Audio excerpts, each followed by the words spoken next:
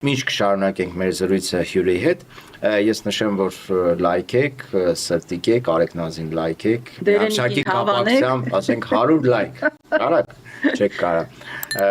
մի խոսքով բաժանորդագրվեք, կիսվեք, մեկնաբանություն գրեք, ձեր տեսակետները ներկայացրեք, մեզ հետաքրքիր է, մի խոսքով, այդ ամբողջ կոմպլեկտը, թե Facebook-ում, թե YouTube-ում, թե TikTok-ում, էլ չգիտեմ Instagram-ում, չէ, ոնց որ էլ ուրիշ տեղ չունենք, չէ, այդքանն ենք հələ հասցրել։ Եվ հիմա ներկայացնենք մեր հյուրին, քաղաքագետ Մայր Հայաստան կուսակցության վարչության անդամ Երվանդ Բոզոյանին, բարև ձեզ։ Բարև ձեզ։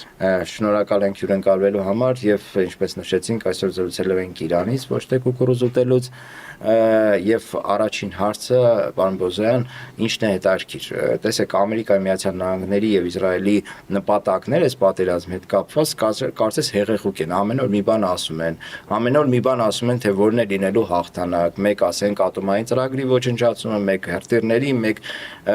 իսլամական հեղափոխության տապալումը, մենք չենք հասկանում, հա, ինչը պետք է համարվի հաղթանակ Միացյալ Նահանգների Իսրայելի համար եւ հակառակը, ինչը կհամարվի հաղթանակ Իրանի նկատմամբ։ Եվ կարող ենք արդեն ասել, որ իրականում իրենց պլանները տապալվել են։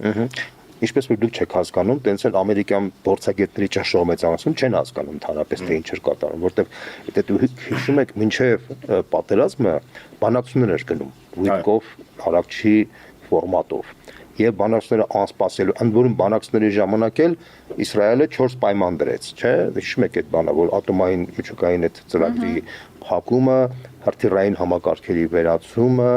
եւ մի շարք տենց խնդիրներ, չէ՞, 4 պայման։ Եվ բոլորը միաբերան նշում էին, որ Միացյալ Նահանգների եւ Իսրայելի գերնպատակը պետք է լինի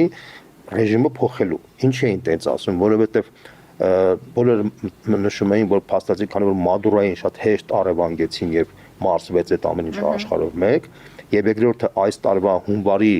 ցույցերը Իրանում բավականին մեծ արձագանք եղավ, իսկ անցյալ տարի ընտրությունների ժամանակ երբ որ հաղթեց Պեզիշկյանը եւ գալվեց որ հասարակությունը պատրաստ է փոփոխությունների եւ տեսակետ կար որ էսի վերջի շանսն է որ Իրանում ռեժիմը փոխեն եւ Իսրայելը միշտ ասում էր որ ես միշտ համոզում եի ամերիկացիներին որ գնային վճռական քայլի ամերիկացիները չէին գնում եւ վերջապես եկել է մի հատ մարդ Տրամպը որ մեր ժողովրդի բարեկամն է եւ ունի քաղաքական կամք դա կյանքի կոչելու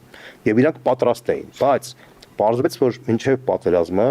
Միացյալ Նահանգների 18 հետախուզական կառույցները, տեսեք, օրինակ մեր մոտ կա ԱԱԾ եւ այդ արտաքին հետախուզությունը, չէ, երկու կառույց ունենք, չէ։ Ռուսաստանում կա ԳՌՈ-ին, ՖՍԲ-ն եւ արտաքին հետախուզ 3 կառույց կա, չէ։ Միացյալ Նահանգներում կան 18 հետախուզական կառույցներ, այդ թվում նաեւ ՑԵՌ-ում մեջ, չէ։ Որոնք բոլորն ասել են, որ բոլորը անալիզներ են անում եւ այդ 18 ամենը իր անալիզն է անում եւ բերում են ներկայացնում են միասնական կոմպրոմիսի եւ որպեսի նախագահան պատկերացնում թե ինչ հետախուզական վիճակ է եւ պարզվեց որ բոլոր 18 հետախուզական կառույցները միաբերան ասում են որ Իրանում հնարավոր չի ռեժիմ փոխել որտեղ Իրանի ռեժիմը շատ ավելի խորքային արմատներ ունի եւ ընդ հնարավոր է վերափոխել բայց փոխել հնարավոր չի եւ պատերազմը կործանարար հետևանք կլինի ոչ միայն Իսրայելի, նաև Միացյալ Նահանգների եւ աշխարհի համար։ Այդ դեպքում ինչի գնաց այդ։ Բոլորը հիմա զարմացած են, տեսեք, ուրեմն մինչեւ փետրվարի 18-ը այդ բանը զեկույցը եղել, հիմա արդեն քանի որ պատերազմի գործողության մեջ է, որպեսզի այդ կառույցները չվարկաբեկվեն իրենց պետության իրենց ժողովրդի առաջ, իրանք արտահոս կարեցին։ Washington Post-ի, New York Times-ի եւ բանը journal-ի միջոցով, որպեսզի իրանք ցույց տան, որ մենք ասել ենք, որ դա սխալ է,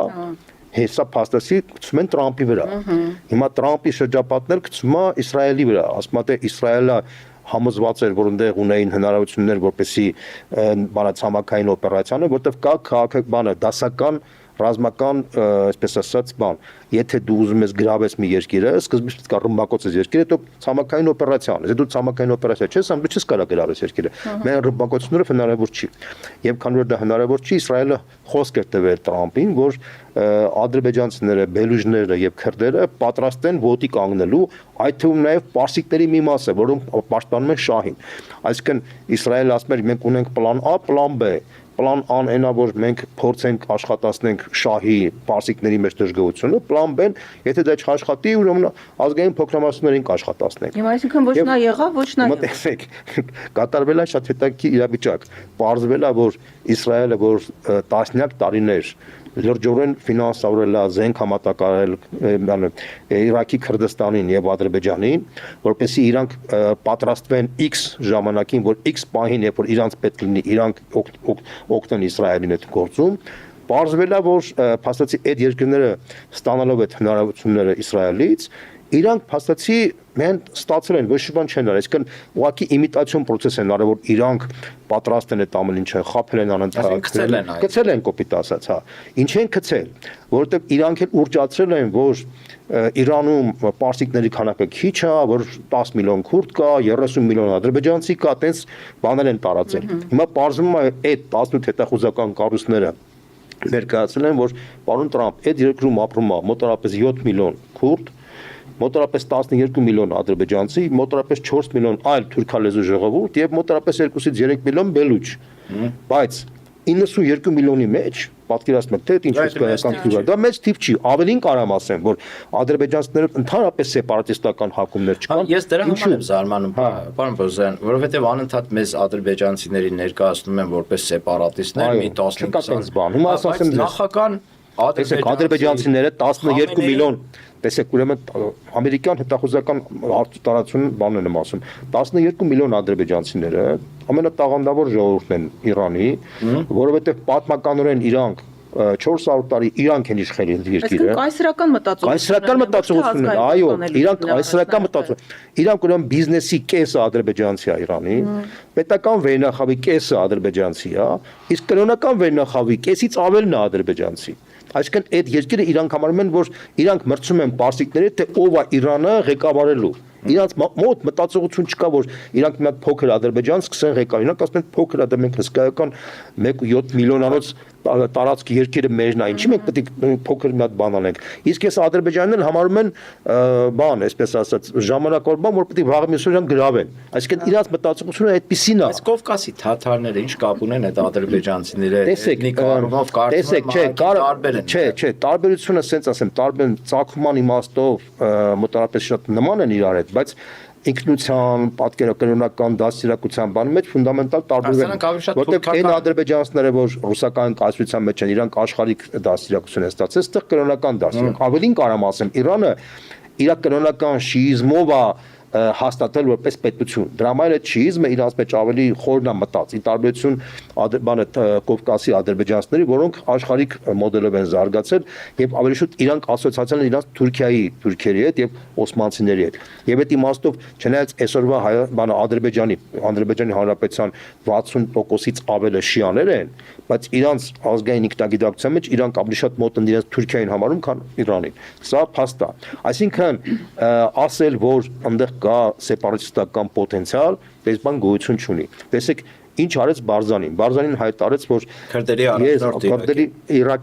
Իրաքի Քրդստանն էլ բաժանված է երկու մասի, երկու կլանի, Բարզանի եւ Թալիբանի։ Բարզանին պաշտոնապես համարվում է իսրայելամետ եւ թուրքամետ, Թալիբանին համարվում է իրանամետ։ Սենց ասեմ։ Հիմա իրանք հույսը դրել էին, որ Բարզանին պետք է աջակցի Իրանի քրդերի վրա, բայց Իրանի հատուկ ծառայություններն ամեն ինչ արել էին, որ Թալիբանի հետ լավ հարաբերություններով Թալիբանի դերը մեծ պահեին Իրանի քրդերի մոտ։ Հիմա փաստորեն Բարզանին էլ ասում մենք չենք մտնի այդ պատերազմի մեջ։ Թալիբանի թիմը առավելևս ասում մենք չենք մտնի։ Արդյունքում փաստացի ստացվում է, որ քրդերը որևէ պարագայում չեն մտնի։ Հիմնավորում են հետևյալ բանը, որ եթե մենք մտնենք, մենք մադրադրամի դեմ կկատարենք, այնտեղ չկա Նիկոլ Փաշինյան քրդական, որ ասի ես հանուն համաշխարհային դեմոկրատիայի պատրաստ եմ իմ ժողովուրդը զոհաբերեմ, հա։ Եվ այդ իմաստով քրդերը մերժեցին։ Իրականում իր իշխանությունը պահելու, ոչ թե համաշխարհային հասկանալի է։ Հավատարնաչել համաշխարհային սոցիալիզմի, համաշխարհային կոմունիզմի համար էլ Աթարբեկովներն էին, ասենք, նույն բաները անում, հա։ Ինչ եմ ուզում ասեմ, փաստացի Իսրայելը խապտվեց, որ այդ քրդերը ոչ մի բան չեն անում, իսկ Ադրբեջանը փաստացի մերժում է ակտիվ մտնել, որտեղ ինքը հասկանում է, որ մտնելու հիմք չկա այնտեղ, ինքը չունի աջակցություն Իրանում, հա։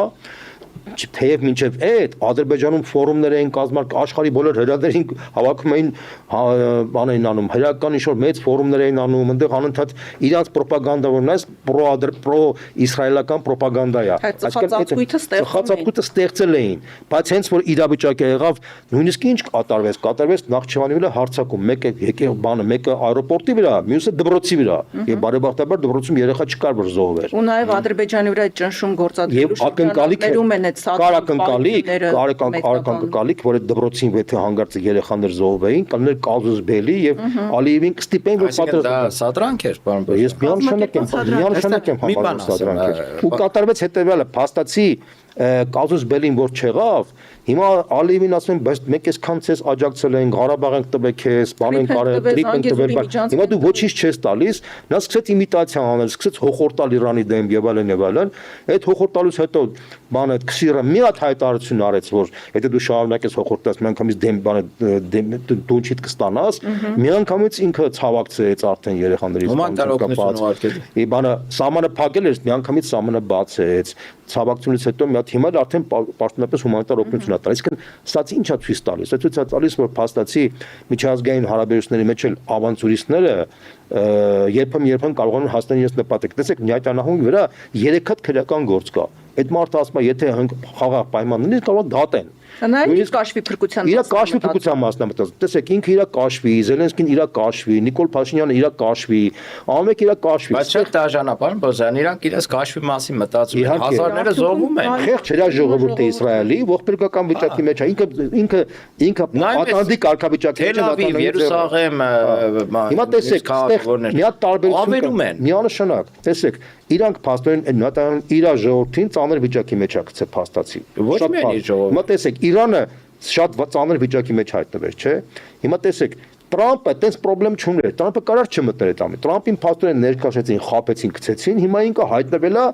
կոպիտ ասած Նյատանյահուի կարգավիճակի մեջ, կն ինքը փաստացի իր երկրին ներքաշել է մի process-ի մեջ, որից չի կարողանում դուրս գալ։ Հիմա ինքը որ չի կարողանում չանում, ինքը փորձում է միջնորդական առաքելությունով ինչ որ գտնի, որպեսզի իրանցիները բանը Պուտինն է զանգում, ասում է, պարոն Պուտին ասում է, եկեք դուք ինչ որ միջնորդի դեր կատարեք, ձերքը ո՞տ անգել, որտեվ տեսեք, ընդամենը 5-6 օրվա ընթացքում 11 միլիարդ դոլար փող են ծախսել,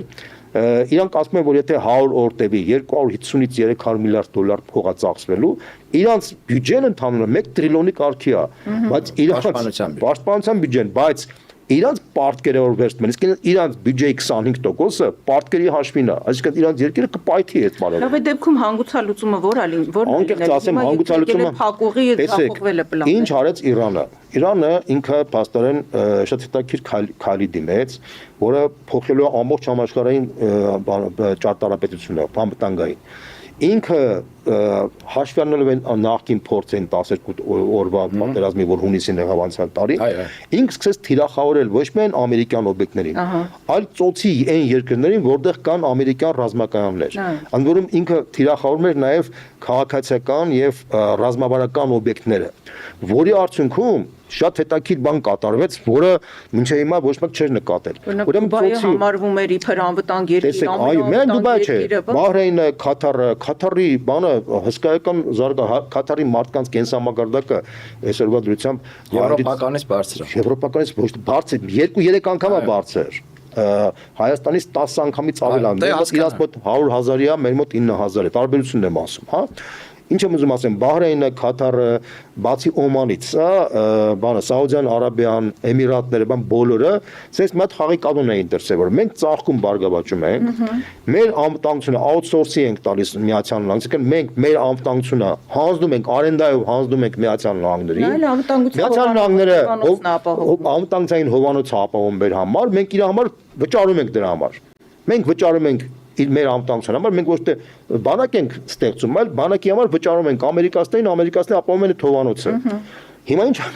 կատարվել է հետևյալը, պարզվել է, որ այս իրանցիները ռմբակոծում են, ինչ են ռմբակոծում, որ ցույց տան, որ թովանոցը չկա, ամերիկացիները խաբել են։ Ստեղել ամերիկացիներն են խաբել արաբներին։ Հիմա արաբները ասում են ոնց, բայց մենք իսկան 10 միլիարդավոր փող ենք տվել Ամերիկա ձեզ։ Ու դուք փաստացի դուք անվտանգ մենակ ձեր ռազմականների ապրանքությունն եք։ Այսինքն այդ երկրների օդը բաց է։ Օդը բաց է։ Պարզվել է, որ իրանք չունեն, ամերիկացիները չեն ապահովում։ Պարզվել է, որ իրանք թղթով ունեին, բայց բովանդակությամբ չկար այդպիսի հովանոց։ Այսինքն հոպ աշխատում է միայն ամերիկյան։ Միայն ամերիկյան ռազմականները, միայն եւ միայն։ Այսինքն փաստացի այդ երկրները շոկի մեջ են, որի արդյունքում այդից ամբողջ բիզնեսները փախնում են հիմա։ Էմիրատները, որ 21-րդ դարի Շվեյցարիա են դարձել, փլվել է այդ գաղափարը։ բանը արաբական այդ բանը միլիարդատերներն ու շեյխերը հիմա շոկի մեջ հայտարարում են, լավ մենք ինչ ենք անելու։ Իմիջիայլոց հրապարակային դժգոհում են։ Հրապարակային ավելին Իրանը ասում է այն երկրները տարածաշրջանի, որտեղ մտնում է նաև Հայաստանն, Ադրբեջանը, ովքեր կունենան ովքեր փորձ կանեն ամերիկյան հովանոց սարքեն անվտանգային, ոչ մեկ դա չի աշխատի, այդ դառնալու է մեր համար թիրախ։ Հասկանում եք ինչա նշանակում։ Այդտեղ մի ֆրանսիական ֆիլմ կա, հիշում եք խոցում հովանոցով, հիմա իրաք այդ օպերացիան իրականացրեցին։ Հիմա տեսեք, հայտնի ռուսական ասացված կա, ասում է, мы хотели попасть в Эмиратах в налоговое убежище, а попали в бомбоубежище։ Այսինքն դա տարածված հիմա այստեղ կներես Արաքնաշա մի հատ հարց տամ, էլի։ Ներկայացրեցիք, շատ հետաքրքիր վերլուծություն է, բայց հիմա հարց կառաջանա մեր հերոստատիտողների մոտ։ Աշխարհի թիվ 1 երթերությունը չենք վիճարկում, չէ՞ որ այդպեսին է ռազմական, ֆինանսական եւ տեխնոլոգիական առումով Իսրայելը ամենառազմատենչ, ռազմականացված աշխարհի ամենաուժեղ հետախուզություն ունեցող բանակով եւ այլն երկու պետություն միավորվում են ու ձեր ներկայացվածով դիմում են համաշխարհային ավանտյուրայի, որը հիմա ավարտվում է առնվազն արաբական թերակղզում Միացյալ Նահանգների դերակատարության էական նվազման, փլուզման, այդպես ասած, էական նվազման, որը հանգեցնելու է ամբողջ աշխարհում Միացյալ Նահանգների հեգեմոնիայի տապալմանը։ Ասեմ դες ամերիկացիները Թրամփին խաշելու են այս տարվա կոնգրեսի ընտրությունների ժամանակ։ Ես ուղղակի անկեղծ եմ։ Եթե հիմա ինչ-որ հրաշքով ինքը չփրկվի, մենք ձեռոբոտ անգած Չինաստանը փորձում է ինչ-որ ընդհանուր հայտարարել։ Ուզում եմ հասկանալ, դա չափազանցված չի մի քիչ։ Որովհետև ասենք աշխարհի թիվ 1 ռուսներին ոնց էին ծաղրում, չէ՞։ Ասում էին աշխարհի երկրորդ բանակը տեսեք չի կարողանում ասենք այս երկրի մի ծերից մտնի մյուս ծերից դուրս գա մի քանի ժամվա։ Ասեն դες գիտեք մի բան ասեմ անկեղծ, այդ ուռճացված պատկերացումները տարածված են։ Ընդհանրապես մեր ռուսական բանակը տեսեք այսքան տարիներ պայքարում է չի կարողանում հայական, այսինքն դա էլ է ուռճացված։ Դա էլ է ուռճացված, ամերիկացիների դերն էլ է ուռճացված, դա աշխարհում ժողովուրդը սիրում է միֆերով ապրել։ Ժողովուրդները ընդհանրապես աշխարհի բոլոր ժողովուրդները սիրում են միֆերով ապրել։ Այդ միֆերը իրականության հետ որևէ կապ չունեն։ Հիմա ամերիկացիները, այսինքն մենք միֆերի հետ կա, բայց ռուսների ու ամերիկացիների մեջ մի հատ տարբերություն կա։ Եթե ամերիկացիների զինվորների բանը քթից արուն թափեց, իրանք կանգնացնեն պատերազմը։ Իրանք պատրաստ չեն մեծ զոհաբերություն։ Այսինքն մի 3-ից դիակ որ գնաց Միացյալ Նահանգներ, բոլոր փորձագետների գնահատականներով հիմա ռուս-ուկրաինական պատերազմում զոհվածների, վիրավորների եւ անհայտ կորածների թիվը հասնում է մոտավորապես 2.5 միլիոն մարդու։ Միացյալ Նահանգների պարագայում դա հնարավոր չի, որ Միացյալ Նահանգները այս պատերազմի մեջ շարունակեր։ Իրանք 7 արդեն հաշվում են 8 հատ զինվոր ա մեռել, 10 հատ զինվոր ա, իրանց համար դա շոկ է։ Դուք չեք պատկերացնում։ Այսինքն երկու ինքնաթիռ դիակ որ գնա Միացյալ Նահանգներ կարող է այնտեղ հեղափոխություն տեղ ունենալ։ Ես նույնիսկ եմ կրկնում, այնտեղ հիմա արդեն բացահայտվել է, որ 150 բանը վիրավոր կա արդեն ամերիկյան զինվոր, դա շոկ է առաջացրել։ Հիմա չգիտեն ինչ անեն, խոսում են նույնիսկ 700 զինվորի մասին։ Հիմա այս պարագայում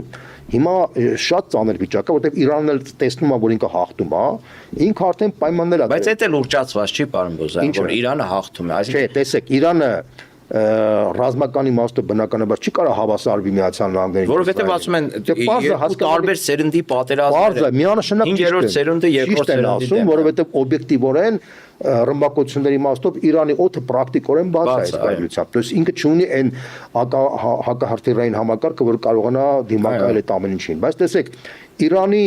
երբ որ դու Իրանի նավթարդյունաբերական ոլորտը ռմբակոծում ես, բացի դու ռմբակոծում ես աշխարհի նավթարդյուն, այսինքն դու ռմբակոծում ես, տեսեք հիմա Թրամփը ինչա կատաղած Իսրայելի վրա։ Ասում որ դու ռմբակոծում ես Իրանի նավթարդյունաբերական ոլորտը, մեր ռմբակոծում է Բահրեյնինը, արդյունքում իմ բենզինը դառնում է 1 գալոնի համար $6-7։ Արդեն տարել։ Արդյունքում ես դրանց մինուս եմ ունենում։ Այսինքն իրանք նաև հասկացել են, որ եթե ցամաքային օպերացիա չկա,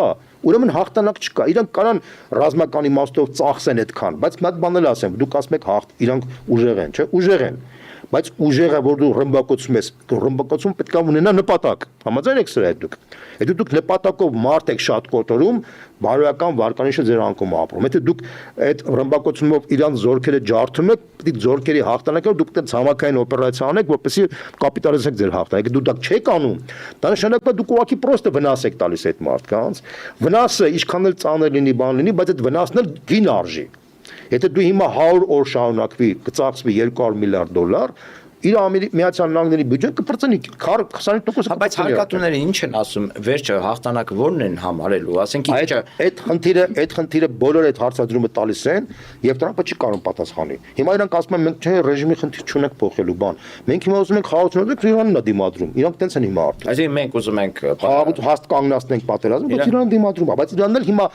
տեսնելով որ Տրամպը թույլ վիճակի մեջ է, ինքը ասում է ես կկանոնացնեմ մի պայմանով։ Ծոցի երկրների ավտոակցիոնը ես եմ ապահովելու, Օրմուզի նեգոցիով ես եմ լինելու, նեգոցից անբանով ես եմ որոշելու թե ով կարա ով չկարա գնա, ու պլյուս ինձ պետք է կոմպենսացիաներ տան եւ միջազգային երաշխիքներ տան, երաշխավորված խաղաղություն եմ ուզում իմ երկրի համար։ Ինքն էլ կոշտ պոզիցիա է, որտեղ ինքը Հովանոց ապահովել դա նշանակում է արաբական շեյխերի վրա, այսպես ասած, կանգնել այսպես գող, հա, ասես ձևակ։ Դա էլ նշանակում է ամբողջ աշխարհի նավթը ես եմ։ Այո, այսինքն դա էլ հիմա իրանք քանի որ ամերիկացիները ծայրահեղ գնահատական են տալիս, իրանք էլ ծայրահեղ գնահատական են տալիս, ենթադրում եմ հույս ունենալով որ ինչ-որ կոմպրոմիս կարա լինի։ Հիմա այդ կոմպրոմիսը որտեղ կարա լինի, ով կարա անի, ես չեմ կարող ասեմ։ Հիմա ինչ այլոց այդ արդեն փչացած ապրանքը, այսինքն բրակը, դուրս եկած ապրանքը, այդ անվտանգության հովանոցը Նիկոլական իշխանությունը փորձում է վաճառել հայ ժողովրդի վրա, այդ միֆով, հա, որ Ամերիկայում անվտանգության հովանոցը կապահովի եւ այլն։ Հիմա ինձ ներողություն, ինձ հետաքրքիր է թե ինչ գին են պահանջելու Նիկոլ Փաշինյանից, որովհետեւ մենք խոսում ենք, որ Ալիևից իրենք 44-օրյա պատերազմի աջակցության Արցախը նվիրելու գինն են պահանջելու, դե Նիկոլին էլ օգնել են, որ իշխանությունը պահի։ Հիմա Նիկոլից ինչ գին են պահանջելու եւ թրիփի ճակատագիրը ինչ է լինելու։ Բարեբախտաբար ասեմ, քանի որ Նիկոլը արդեն այսպես ասած դուրս ապրանք, դուրս գրված ապրանք, իրան արդեն գին պահանջելու ցանկություն չունեն։ Ամերիկացիները նույնիսկ թղթով պաշտոնապես չեն հայտարարում, որ մենք երաշխիք ենք դառնալու։ Բարեբախտաբար տես բան չկա։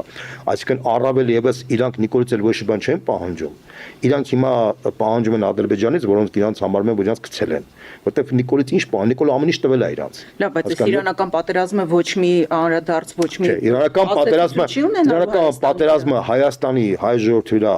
հետևել ազդեցությունը թողեց։ Մարդիկ հասկացան, որ եթե դու հանգարց ամերիկացիները փորձես անվտանգային բան դառնես, դու կդառնաս թիրախ Իրանի համար։ Դա կլինի ամենամեծ պատերազմը Հայաստանում կործանալու հետո արդեն բոլորը հասկացան։ Այսինքն ամերիկացիները պետք է համագործակցել բացառապես խաղաղ ծրագրերի շրջան, բացառապես։ Եվ էդի Նիկոլ Փաշինյանը այլևս չի կարող անի, որտեղ Նիկոլ Փաշինյանը ինքը օգտագործված ապրանքը արդեն ամերիկացիների համար, դա արդեն նույնպես բոլորը հասկացել են, ինքը արդեն սպառել է իրան։ Ինքը ինչ ասես տվել է, ինքը Զանգեզուրը տվել է, ինքը էլ ինչ տալու բան չունի, то есть Հայաստանը չունի ավել բան տա, որ դրանից ինքան շատ բան ուզեն։ Ադրբեջանից են իրանք շատ բան ուզում, որտեղ Ադրբեջանը շատ բան ստացել է, ոչ մի բան չի տվել իրանց։ Էսա խնդիրը։ Իսկ թրիփի ճակատագիրը ինչ պիտի լինի։ Տեսեք, թրիփի ճակատագիրը հունիսի 7-ը, որ այս խուլիգանները բռնդենք, մենք երաշխավորված այդ թրիփի ծրագիրը պետքա փոքր լրացնենք կոմունիկացիաների բացման ծրագրով, այսինքն դա Ադրբեջանի կոմունիկացիաների բացման ծրագիր է, որտեղ պետքա երաշխիք լինի Միացյալ Նահանգների կողմից։ Մենք դրա դիմաց պահանջել ենք, որպեսզի Ադրբեջանը իր տարածքները բացի դեպի Իրան, դեպի Ռուսաստան համարժեք ծրագրով եւ նույնպես երաշխավորված բան լինի, որպեսզի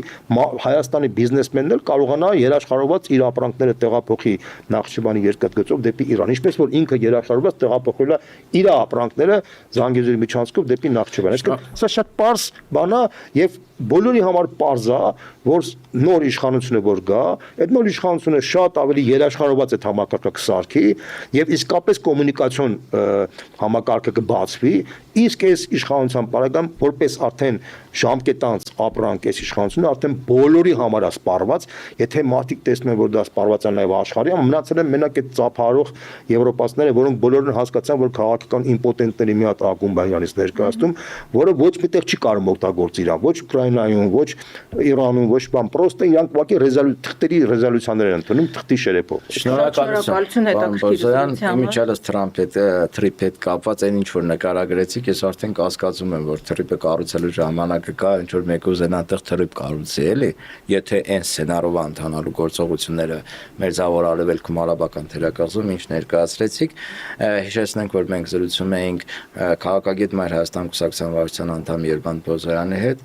Մեզ դիտողներին էլ չմոռանանք ասենք, որ բաժանորդագրվեն մեր Facebook-յան էջին, YouTube-յան ալիքին, հավանեն, լայքեն, սրտիկեն, կոմենտեն, մեկնաբանություններ գրեն։